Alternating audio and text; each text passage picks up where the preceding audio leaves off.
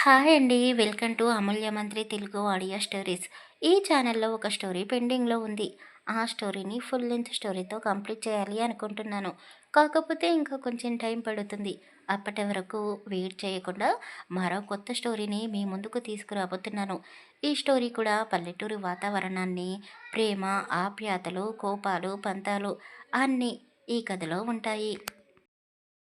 రావణాసురుడి లాంటి భర్తని ప్రేమమూర్తిలా మార్చుకున్న ఒక అమ్మాయి కథ. శ్రీరామ్ నక్షత్రాల ప్రేమ కథ. కథ పేరు మిస్సెస్ రౌడీ పెళ్ళాం. ఇక లేట్ చేయకుండా కథలోకి వెళ్ళిపోదాం. కథని విన్న తర్వాత నచ్చితేనే లైక్ చేసి కామెంట్ చేయండి. అలాగే మన ఛానల్ని సబ్స్క్రైబ్ చేసుకోండి అబ్బా.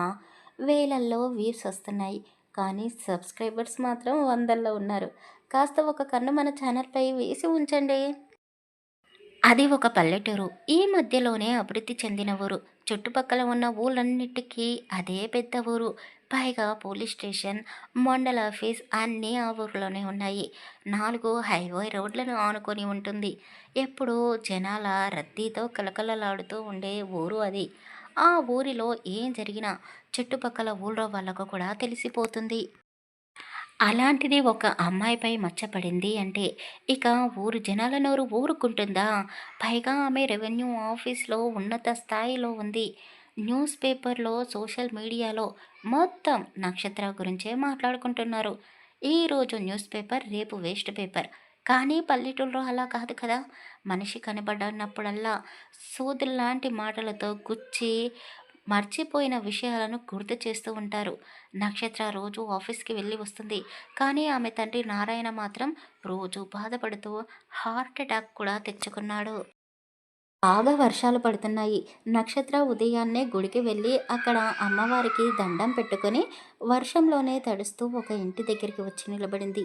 అది చాలా పాతకాలం ఇల్లు. ఆ ఇంట్లో మనుషులు ఉంటున్నారు అంటే నమ్మలేము. అలా ఉంటుంది ఆ ఇల్లు. ఇంటి చుట్టూ గడ్డి, చెట్లు ఉంటాయి. చుట్టుపక్కల స్థలం బాగానే ఉంది. కాకపోతే ఇల్లు పెంకటిల్లు. చూస్తేనే అర్థమవుతుంది ఆ ఇల్లు ఎంత చిన్నదో. రాముడు, ఒరే రాముడు, నీకోసం మేడం గారు వచ్చారు. వానలో తడుస్తూ ఇంటి ముందు నిలబడింది అని ఆ పక్కనే ఉండే ఒక ముసలావిడ లోపలికి వెళ్ళి లోపల పడుకొని ఉన్న శ్రీరామ్కి చెప్పింది. అతను బనియన్ లుంగీ మీదనే ఉన్నాడు. పైకి లేచి లుంగీని సరిచేసుకున్నాడు. గొడుగు పట్టుకొని బయటికి వచ్చి, ఏంటి, ఎక్కడికి వచ్చావు? జరిగిన సన్మానం సరిపోలేదా? ఇంకా ఏమైనా కావాలా అని అడిగాడు. నీతో మాట్లాడాలి. నేను లోపలికి రావచ్చా అని ఆమె అడిగింది. బాగా వర్షం పడుతుంది. పైగా పూర్తిగా తడిసిపోయి ఉంది. చలి వేస్తుందో ఏమో అని సరే అని ఆమెని లోపలికి తీసుకొని వెళ్ళాడు. రామ్ దగ్గరికి వచ్చిన ముసలావిడ కూడా లోపలే ఉంది. నక్షత్ర కుడికాలు లోపల పెట్టి ఇంట్లోకి వెళ్ళింది.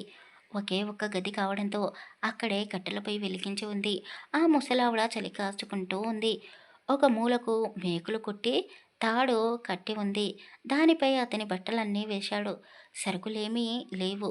కూర్చోవడానికి పాత నవారా మంచం తప్ప ఇంకేమీ లేదు. అయ్యయ్యో! మేడం గారు పూర్తిగా తడిసిపోయారు. వేడి గుడిసెలో ఏమీ ఉండవమ్మా. ఇట్ట వచ్చి కూర్చోండి. ఈ మంట వేడికి కాస్త మీకు చలి తగ్గుతుంది అని ఆ ముసలావిడ చెప్పింది. అవ్వ, మనలాంటి ఇళ్ళల్లో ఇలాంటి మేడం వాళ్ళు కూర్చోరులే. ఇంతకీ తమరు ఎందుకు వచ్చారు? ఏంటి సంగతి అని అడిగాడు అతను. నేను ఇక్కడే ఉండిపోవడానికి వచ్చాను అని నక్షత్ర చెప్పగానే అతను నవ్వుతూ, ఏంటమ్మా, కొత్త డ్రామా? ఈసారి నన్ను నమ్మించి శాశ్వతంగా జైల్లోనే పెట్టించాలనుకుంటున్నావా అని అడిగాడు. ఇప్పుడు నీకు నేను అర్థమయ్యేలా చెప్పలేను. నువ్వు అర్థం చేసుకునే పరిస్థితిలో కూడా లేవు. నేను ఇక్కడే ఉంటాను, ఉండాలి కూడా, నీ భార్యలా అనే నక్షత్ర కాస్త గొంతు పెద్దగా చేసి అన్నది.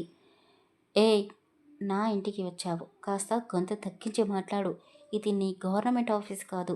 అయినా నువ్వు నా పిల్లంగా ఇక్కడ ఉండడం ఏంటి? పెళ్ళి ఆగిపోయింది అని పిచ్చి పట్టినట్టుంది. ముందు ఇక్కడి నుంచి వెళ్ళు అని అతను చెప్పాడు. నక్షత్ర కూడా నవ్వుతూనే, పెళ్ళి ఆగిపోవడమేంటి? అందరి ముందు నువ్వే కదా ఈ పసుపు తాడిని నా మెడలో కట్టింది. మరి మనకు పెళ్ళైపోయినట్టే కదా! పెళ్ళైన ఆడది భర్తతోనే కలిసి ఉండాలి కదా అని అడిగింది.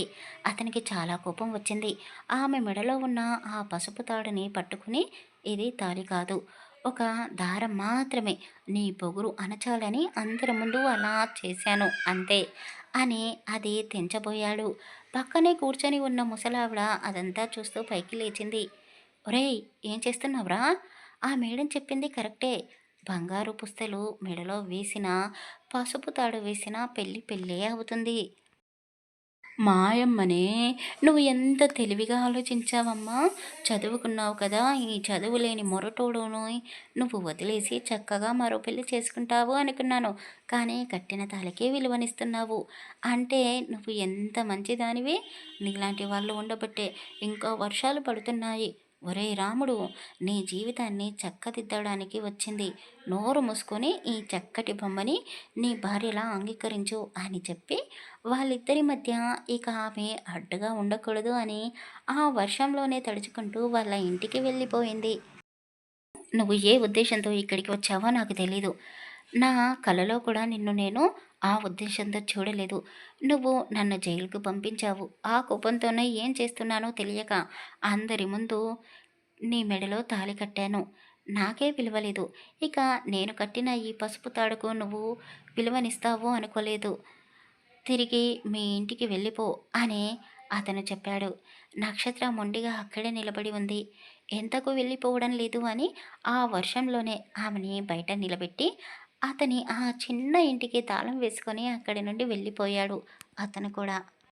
ఆమె ఎంత మొండిఘటమో అతనికి బాగా తెలుసు. అందుకే ఇంట్లో నుండి బయటికి వెళ్ళాడు. అతను అక్కడే ఉంటే ఆమె వాళ్ళ ఇంటికి వెళ్ళలేదు అనుకున్నాడు.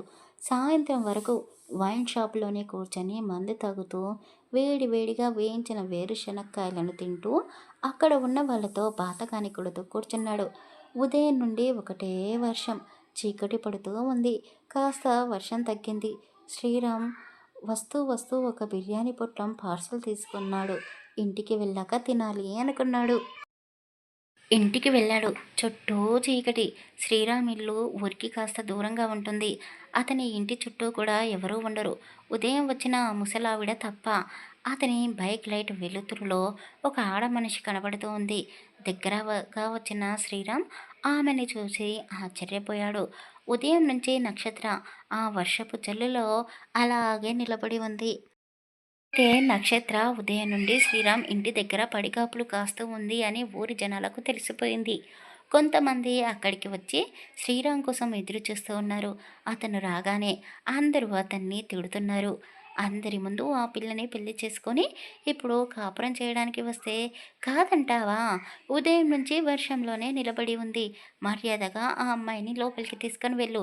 లేదంటే మేమందరం కలిసి నిన్ను ఏం చేస్తామో మాకే తెలీదు అని వాళ్ళందరూ చెప్పారు. శ్రీరామ్ ఎవరికీ భయపడాడు. వాళ్ళందరినీ బెదిరించి అక్కడి నుండి పంపించేశాడు. చిన్న క్యాండిల్ వెలిగించుకొని తెచ్చుకున్న బిర్యానీ పొట్లం తినేశాడు. బయటికి వచ్చి చూశాడు. నక్షత్ర ఇంకా అలాగే నిలబడి ఉంది. ఇది మొండిఘటమని తెలుసు. కానీ మరి ఇంత పంతానికి పోతుంది అనుకోలేదు. ఏ పామో వచ్చి కాటు వేస్తే దానికి కూడా నేనే కారణమంటారు అని నక్షత్ర దగ్గరికి వెళ్ళాడు. పద, నిన్ను మీ ఇంటి దగ్గర వదిలిపెడతాను అని చెప్పాడు. నేను ఎక్కడికి రాను. ఇక్కడే ఉంటాను. నీ భార్యలా. లోపలికి రమ్మని పిలిస్తే వస్తాను. లేదంటే ఇలాగే ఉండిపోతాను అని చెప్పింది. అతనికి కోపం వచ్చింది. చెయ్యి పైకెత్తి కొట్టాలి అనుకున్నాడు. కానీ కొట్టలేక విసురుగా ఇంట్లోకి వెళ్ళిపోయాడు. వర్షం మళ్ళీ జోరుగా కురుస్తుంది. బయట వర్షం. పైగా చుట్టూ పెద్ద పెద్ద చెట్లు ఉంటాయి. కాస్త చలిగా అనిపించి శ్రీరామ్ తెచ్చుకున్న ఒక ఫుల్ బాటిల్ని మళ్ళీ తాగేశాడు. బయట చలికి వణికిపోతున్న నక్షత్రాన్ని చూశాడు. ఆమె దగ్గరికి వెళ్ళి చెయ్యి పట్టుకొని లోపలికి తీసుకొని వచ్చాడు. ఏంటి ఇంత పంతం నీకు? ఈ పూటకి ఇక్కడే ఉండి ఉదయాన్నే వెళ్ళిపో అని చెప్పాడు. అప్పటికే నక్షత్ర వణికిపోతూ ఉంది. మాట్లాడడానికి కూడా పెదవులు సహకరిస్తలేవు. అయినా సరే ఓపిక తెచ్చుకొని నేను ఎక్కడికి వెళ్ళను, ఇక్కడే ఉంటాను అని వణుకుతూనే చెప్పింది. అసలు ఆడదానికి ఇంత పొగరు అవసరమా అని శ్రీరామ్ కోపంగా ఆమె వైపు చూశాడు. తాగిన మత్తులో ఉన్నాడు అతను. పైగా నక్షత్రం మీద కోపంగా కూడా ఉన్నాడు. ఒకవైపు చలి, పైగా నక్షత్ర పూర్తిగా తడిసిపోయి ఉంది. ఆమె వేసుకున్న డ్రెస్ శరీరానికి అతుక్కుపోయి ఉంది. ఆమె అందాలు స్పష్టంగా కనబడుతున్నాయి. ఆమెని అలా చూసి శ్రీరామ్ అదుపు తప్పాడు. దగ్గరగా వెళ్ళి వణుకుతున్న ఆమె పెదాలని బొటన వేలుతో తాకాడు. నువ్వు నా దృష్టిలో ఆకాశమంత ఎత్తులో ఉండేదానివి. నిన్ను ఎప్పుడూ నేను వేరే ఉద్దేశంతో చూడలేదు. కానీ ఈరోజు నిన్ను ఇలా చూస్తూ నేను తట్టుకోలేకపోతున్నాను. అయినా తప్పేముంది? నువ్వే చెప్పావు కదా! నేను నీ మొగుడిని, నువ్వు నా పిల్లానివి అని. మరి మనం కలిసి కాపురం చేద్దామా అని అడిగాడు. ఒక్క క్షణం నక్షత్ర అతని కళ్ళలోకి కోపంగా చూసి ఒక్క అడుగు వెనక్కి వేసింది. శ్రీరామ్ నవ్వుతూ, ఏంటి భయపడ్డావా?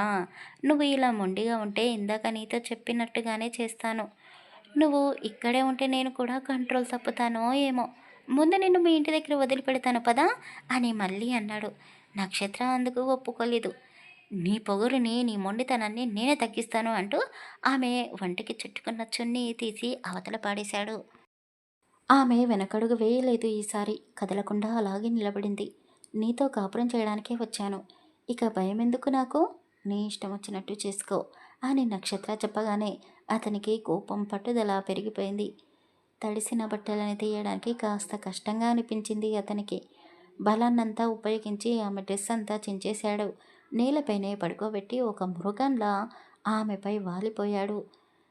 నక్షత్ర కళ్ళు ఎర్రగా మండిపడుతున్నాయి. కానీ ఒక్క కన్నీటి చుక్కని కూడా బయటికి తీయడం లేదు.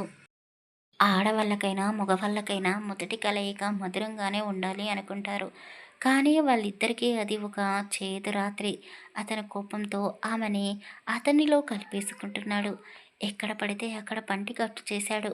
మొదటిసారి అతను ఆమెలోకి ప్రవేశించగానే ఆమెకు చాలా నొప్పిగా అనిపించింది. ఆ నొప్పిని కూడా భరించింది. కానీ అరవలేదు. ఆమెకు బ్లీడింగ్ అయ్యింది. అతనికి ఏదోలా అనిపించింది. ఒక్క క్షణం ఆమె ముఖంలోకి చూశాడు. ఆమెలో ఎలాంటి భావన కనపడలేదు. అతనికి ఇంకా పట్టుదల పెరిగిపోయింది. బయట వర్షం పడుతూనే ఉంది. ఆ రాత్రంతా అతను నిద్రపోకుండా ఆమెతో కలుస్తూనే ఉన్నాడు. ఎన్నిసార్లు కలిశాడో అతనికి లెక్కలేదు. లైట్‌గా శ్రీరామ్ అలసిపోతున్నాడు. కానీ నక్షత్ర మాత్రం కనురెప్పలు వాల్చకుండా, అతనికి అడ్డు చెప్పకుండా శరీరాన్ని శ్రీరామ్‌కి అప్పచెప్పేసింది. శ్రీరామ్ కళ్ళల్లో కన్నీళ్లు వచ్చి చేరాయి. ఆమె మీద అలాగే పడుకొని, ఆమెకు కనబడకుండా ఆ కన్నీళ్లను తుడుచుకున్నాడు. డబ్బులో పుట్టి పెరిగిన నక్షత్ర ఎందుకు శ్రీరామ్ దగ్గరికి వచ్చింది? అసలు శ్రీరామ్ నక్షత్రాల మధ్య ఏం జరిగింది? ఇష్టం లేని ఈ పెళ్లి బంధాన్ని వాళ్ళు చివరి వరకు నిలబెట్టుకోగలరా? ఏం జరగబోతుందో తర్వాయి భాగంలో తెలుసుకుందాం. కథ నచ్చితే లైక్ చేయండి, కామెంట్ చేయండి. అలాగే మన ఛానల్ని సబ్స్క్రైబ్ చేసుకోండి. Thank you for listening.